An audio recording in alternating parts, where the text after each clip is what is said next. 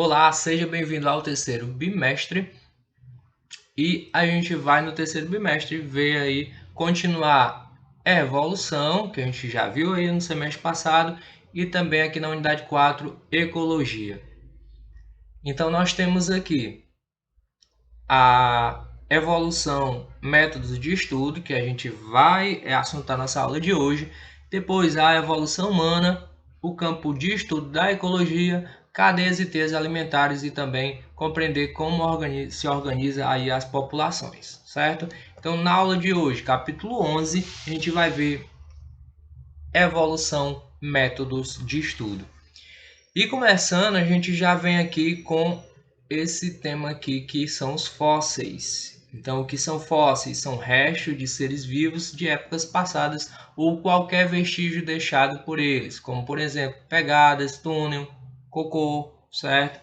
Então, tem pesquisador aí que vai atrás aí das pegadas, vai atrás aí do cocô de espécies já extintas. Claro, se não for extinto, não é fóssil. Então, ou por exemplo, até só uma marca de uma folha numa rocha, por exemplo, já é indício aí de vestígio de seres de outras épocas e, portanto, bem valiosos para a ciência. Então, a gente vai compreender um pouquinho sobre isso. Então, nós temos aqui, ó, cientista trabalhando em um fóssil de titanossauro, dinossauro com cerca de 10 metros de comprimento. Então, o trabalho é bem minucioso, certo? Tô vendo aqui com pá, certo? Também trabalha com pincéis, porque são elementos bastante sensíveis. Então, essas escavações são feitas com bastante cuidado. Pode também ter, ó, aqui, ó, insetos aqui conservados em âmbar, que é uma espécie de resina, certo? Bem antiga, certo? Então a gente tem aí o registro de insetos de épocas bastante remotas. Nós temos ainda outros casos, um caso aqui tem um peixe. Então, aqui no Ceará, na região ali do Cariri, tem bastante fósseis de peixe. Isso porque lá já foi uma área alagada e a região é calcária e permitiu que a fossilização fosse feita, certo? Isso por quê? Porque nós temos um outro fenômeno chamado de decomposição que vai fazer o quê? Decompor os seres vivos, decompor matéria orgânica, certo? Então, quando o animal morre, uma planta morre, então geralmente ela é consumida e não permitindo assim a fossilização. Quando a fossilização ocorre, né, que foi o caso aqui, ó, rocha sedimentar, então foi aí possivelmente foi coberta por sedimentos e em seguida petrificado. Alguns elementos são substituídos por minerais, mas o que é legal, ele conserva a forma, a morfologia desses seres vivos, ok? Então isso é bastante valioso para que a gente entenda como funcionava a Terra em outras épocas, com outras espécies de seres vivos. Também os fósseis ele tem a importância dele para o estudo da evolução. Então tem um ramo da biologia chamado de paleontologia. Aqui no Brasil nós temos alguns cursos específicos de graduação para paleontologia, que vai estudar o quê? Os fósseis, fornecendo dados sobre a história evolutiva de uma espécie, ou seja, sua filogenia, certo? Dizer qual espécie surgiu antes, qual surgiu depois, toda a árvore genealógica dos seres. Procuramos também por fósseis de transição. Por quê? Que é os chamados elos perdidos? Porque vai apresentar característica intermediária entre dois grupos, indicando o grau de parentesco entre eles. Nós temos aqui, ó, esse esqueleto fóssil aí de um animal, certo? Que na parte aqui de baixo, da foto, ó, aparece ossos em tamanho reduzido, semelhantes aos ovos de membros posteriores dos mamíferos terrestres. Esses ossos também estão presentes em algumas baleias atuais. Então, ó, veja aí que é tipo que separado, certo? Do restante do corpo e não é utilizado.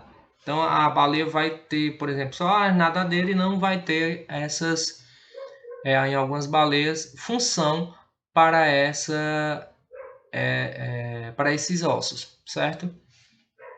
Uma outra forma também da gente compreender o estudo da evolução é através da embriologia e da anatomia comparada. Como assim?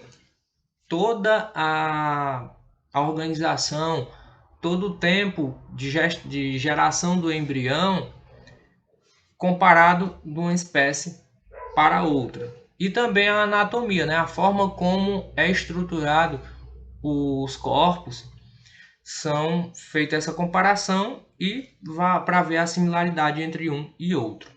Exemplo aqui, ó, nós temos aqui o ser humano e nós vamos ver aqui homologia do membro dianteiro dos mamíferos, né? Da parte da frente aí, ó. Aqui a gente observa o braço de um ser humano, aqui, né, ó, pata dianteira do gato, do cavalo, asa do morcego, nadadeira da baleia. Tá, sim, e daí? Ó, veja aqui, são estruturas homólogas, ou seja, originadas de ancestral comum exclusivo, exercendo ou não a mesma função.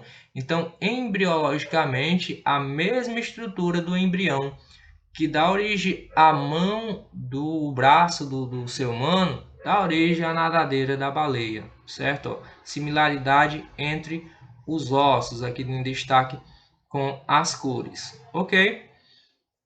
Então, nesse caso, são estruturas homólogas. Se divergir, ó, quando diz assim, exercendo ou não a mesma função, quando há diferença da função, a gente fala em divergência evolutiva, ó, quando tem diferença de função entre estruturas homólogas, ok? Exemplo, esses aqui, ó, entre a asa do morcego e o braço do ser humano. A asa do morcego é uma asa, né? Usa para voar, muito bem. Aqui o braço do ser humano para manipular objetos, ok? Ambos são de mesma origem biológica do embrião, o mesmo comando, digamos assim, do embrião que manda gerar o braço, manda gerar a asa, certo? Para a gente ver o grau de parentesco, ó. Ambos são mamíferos, toda a galera aqui é mamífera, certo? E isso ocorre aqui, ó, irradiação adaptativa, um ancestral comum exclusivo dá origem a um grande número de espécies adaptadas a condições de vida terrestre. Então, é isso que aconteceu aqui, ó. Um mesmo ancestral dos mamíferos. Todos os mamíferos descenderam de um ancestral comum. E eles se divergiram, irradiaram, certo? Saíram do centro, irradiaram, de acordo com várias adaptações. Tranquilo? Até aqui? Ótimo. Então, vamos lá. Um outro comando, uma outra interação que pode ocorrer são estruturas análogas. Aí você lembra lá de analogia, certo? Algo que parece, ok? Uma comparação. Então vamos aqui, ó, estruturas análogas têm origem embrionária e anatômica diferentes, mas exercem a mesma função. Então, nesse caso aí, ó, nós temos a convergência evolutiva. São grupos que se adaptam a formas semelhantes ao mesmo tipo de ambiente, beleza? Então, bichos que quer voar aí pelo ar vão ter estruturas para isso, para voar. Então, nós temos asa do inseto, feita de quitina, e nós temos aqui asa das aves, feito de penas e estruturadas com ossos, certo? Então, a função vai ser a mesma, ó, exerce a mesma função, mas a parte do embrião da ave que dá origem à asa é diferente da parte do inseto que dá origem à asa, ok?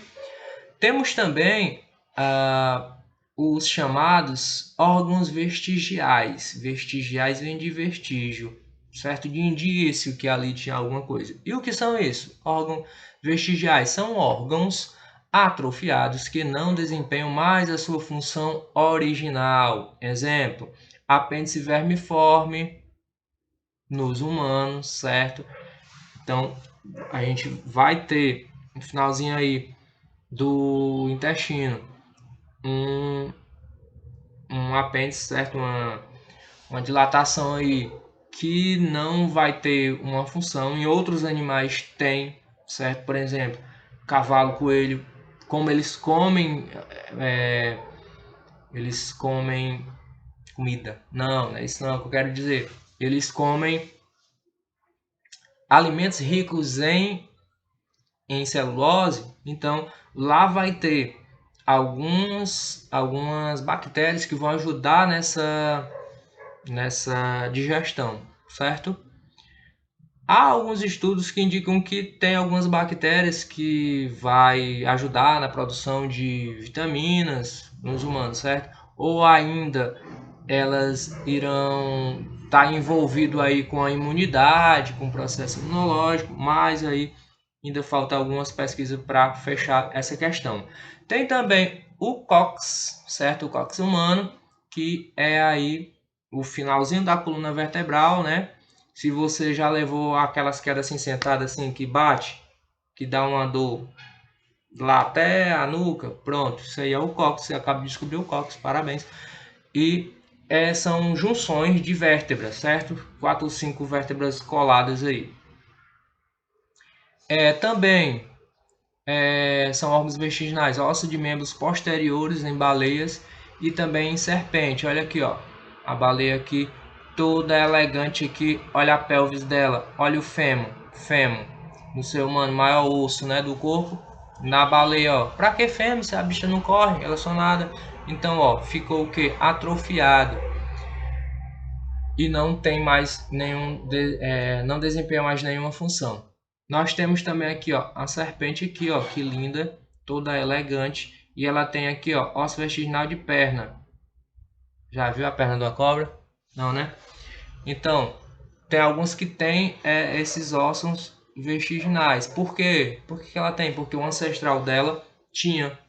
Então, ela herda essa característica. Então, isso dá indício de quê? De evolução, da modificação ao longo de gerações. Também, já que a gente está estudando método de estudo, né, semelhança entre os embriões. É interessante, semelhança entre os embriões. Ó, embriologia comparada, você pegar um embrião de uma espécie e comparar com a outra. Ó, estuda a semelhança entre embriões em busca de informações a respeito do parentesco entre grupos cujos representantes parecem muito diferentes uns dos outros depois de completamente formados. Certo? Então, vai ver aí o que você parece com a cabra aí da sua casa, certo? Quase nada, né? Então, na sua casa nem tem cabra, né? Provavelmente. Tá. Então, semelhança entre os embriões. Nós temos aqui alguns exemplos, certo? A gente pode ver um exemplo entre o camelo e uma baleia. Toda a gestação dela vendo essas diferençazinhas. E dá para comparar. Existem pontos, por exemplo, aqui, ó, arcos faríngeos, certo? Arcos faríngeos. Vamos ver aqui o que é que tem para nós. Ó, aqui é um embrião, ilustração de um embrião humano com 4 semanas, cerca de 7 milímetros de comprimento. Os arcos faríngeos à direita aqui, ó, em destaque aqui, da cabeça estão presentes nos estágios iniciais dos embriões de todos os vertebrados. Todos os vertebrados, o bicho que tem vértebra, todo mundo vai ter, em num estágio de sua vida, vai ter esses arcos faríngeos. Por exemplo, nos peixes, vai gerar aí as suas brânquias, certo? E nós, vai gerar aí várias aqui, orelha interna, certo? Várias estruturas aqui da cabeça, beleza?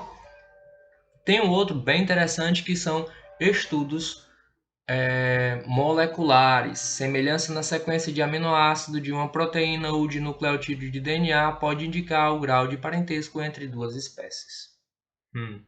Tá. Pra quê?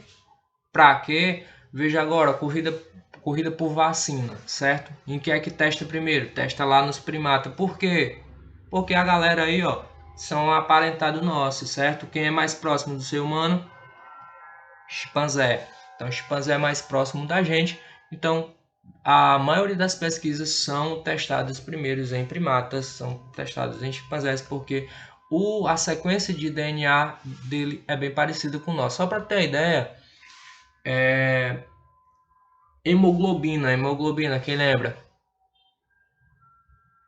Isso mesmo.